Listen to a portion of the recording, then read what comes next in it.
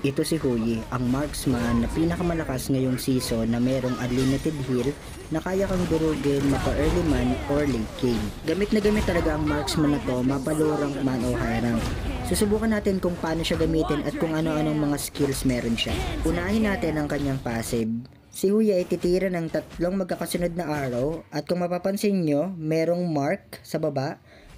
Pagka ito ay napuno ay titira siya ng sunod-sunod at walang tigil na excess arrow sa kalaban.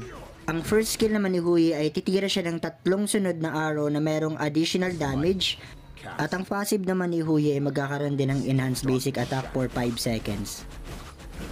Ang second skill naman ni Huyi ay magbabato siya ng malaking pana galing sa taas na magkukos ng magical damage, magkukos ng 30 to 50% movement speed ng kalaban. Ang ulti naman ni Huyi ay magpuproduce siya ng Eagle Arrow na magkukos ng physical damage.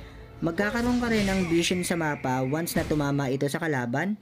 At may stun sila from 0.75 seconds to 3.5 seconds depende kung gaano kalayo ang arrow na tumama sa'yo.